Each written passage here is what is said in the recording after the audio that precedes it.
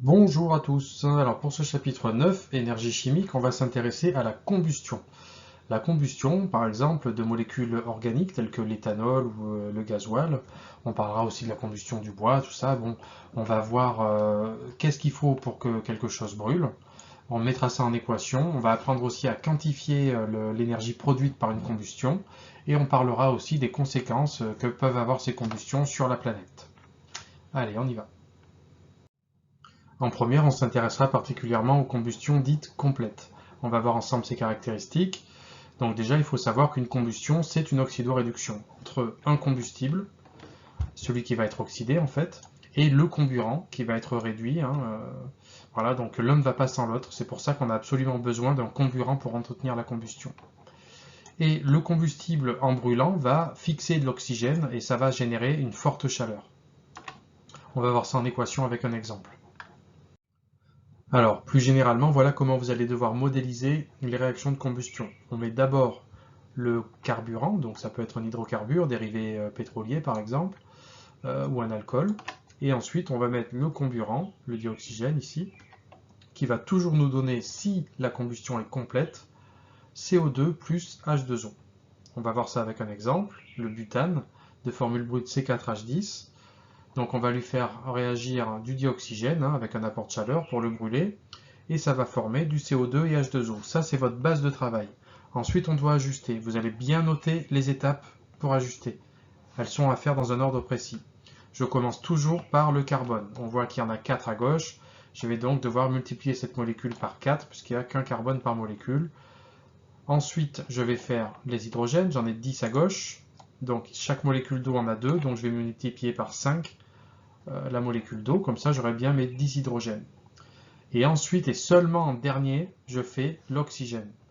Donc, je vais commencer par compter les oxygènes à droite, du côté des produits. Donc ici, j'ai 2 oxygènes par molécule de CO2.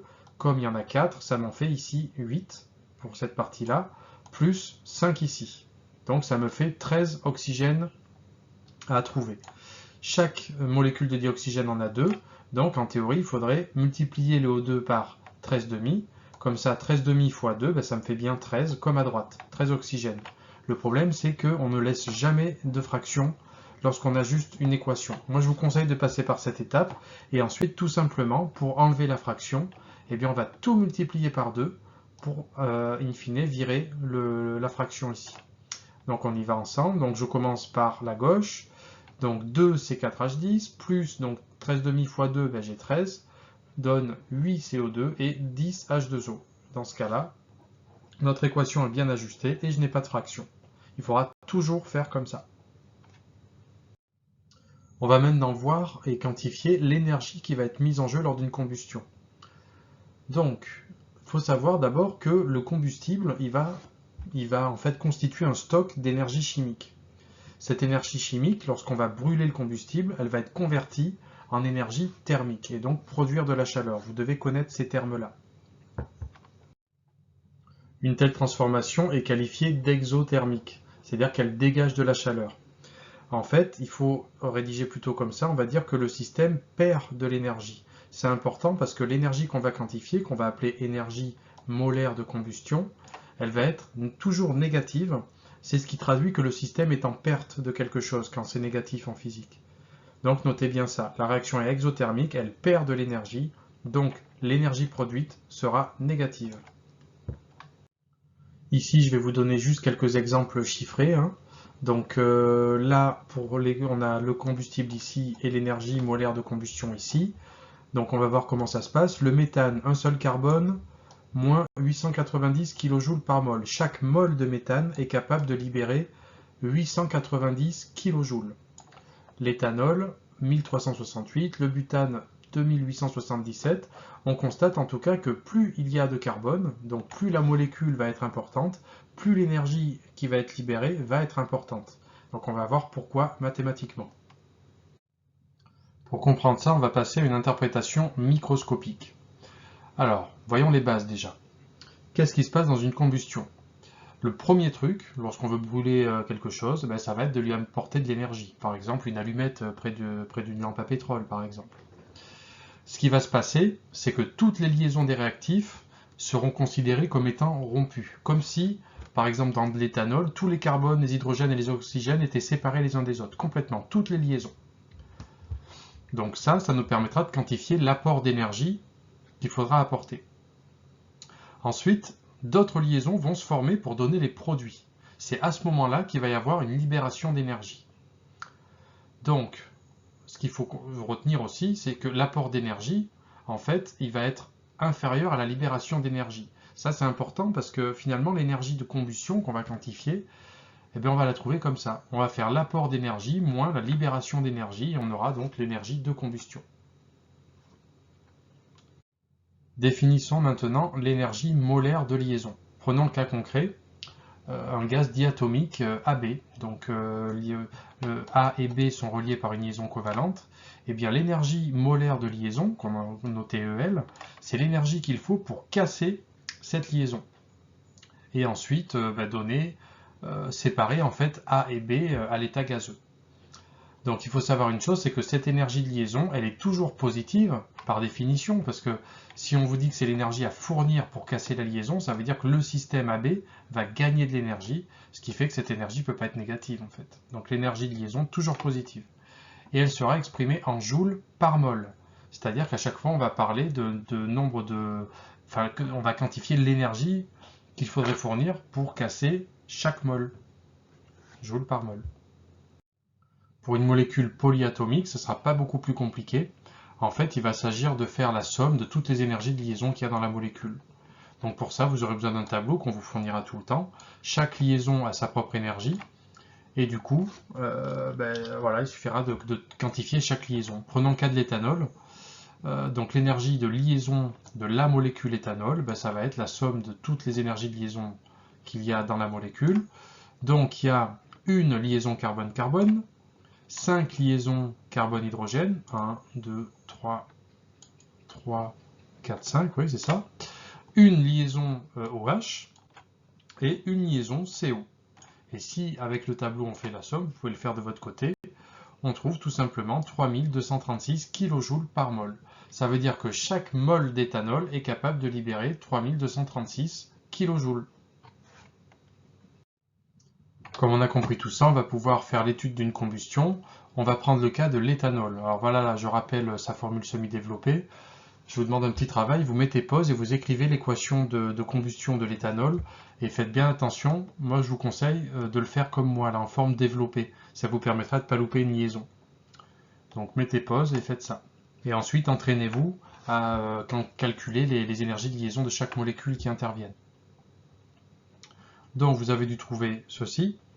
On va donc pouvoir passer du côté des réactifs déjà, donc à gauche, et quantifier les énergies de liaison de chaque molécule. Donc l'éthanol, on l'avait déjà fait. Et le dioxygène, donc pour chaque dioxygène, il y a une liaison OO, et donc qui vaut 496 kJ par mol. Donc là, notez bien que le nombre stoichiométrique n'intervient pas ici, pas encore. Là, on s'intéresse que aux molécules indépendantes les unes des autres. Du côté des produits, c'est le même travail. On a pour le dioxyde de carbone ici 2 liaisons CO et ensuite pour les molécules d'eau 2 liaisons OH. Donc voilà les chiffres qu'on obtient.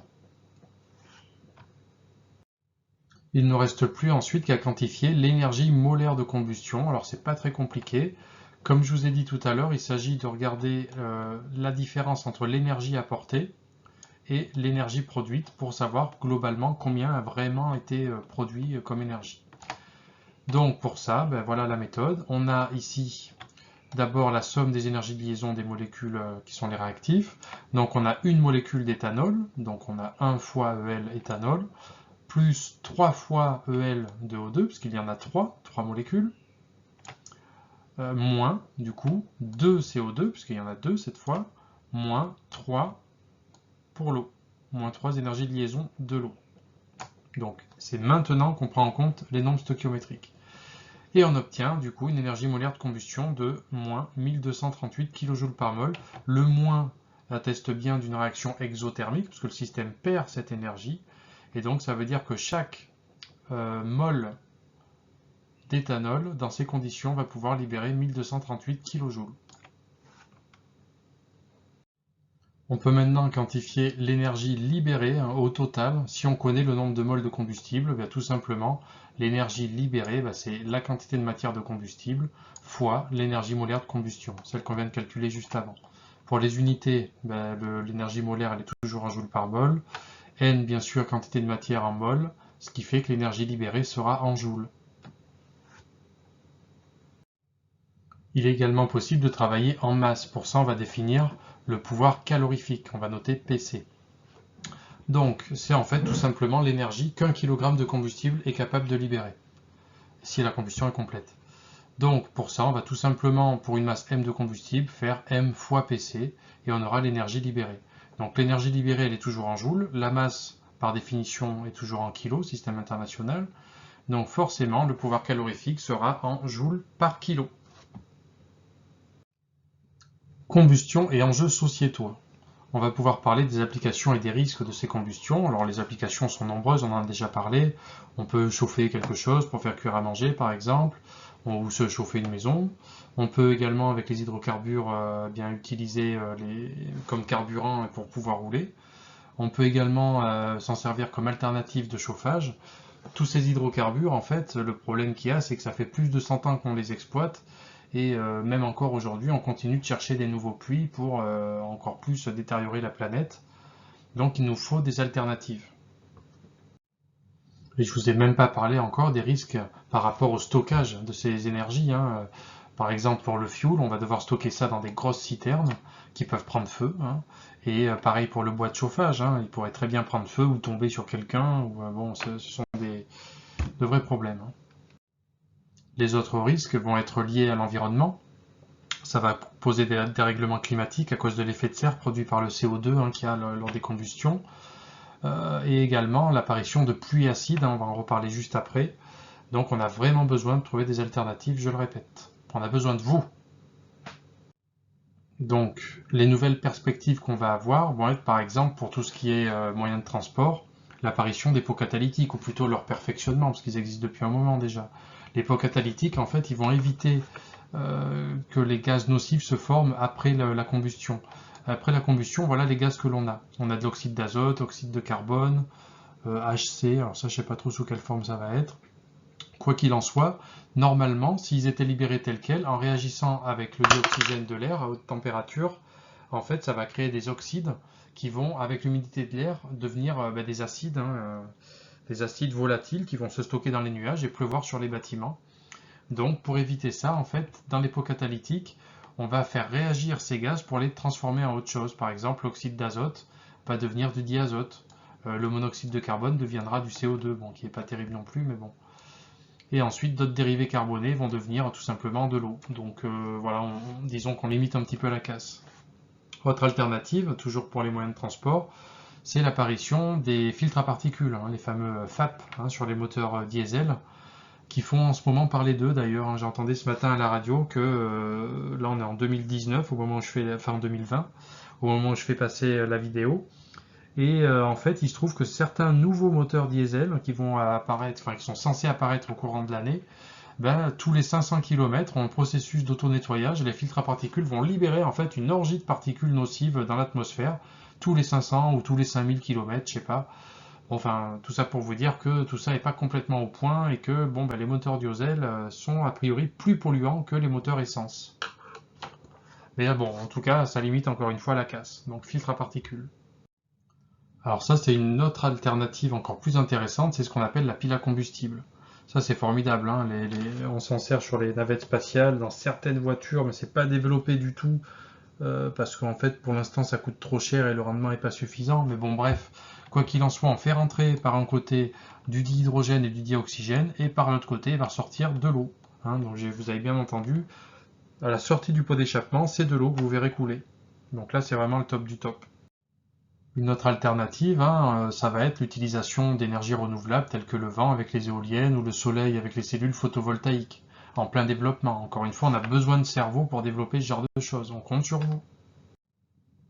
On peut développer également ce qu'on appelle les agrocarburants qu'on va rajouter en fait aux carburants traditionnels.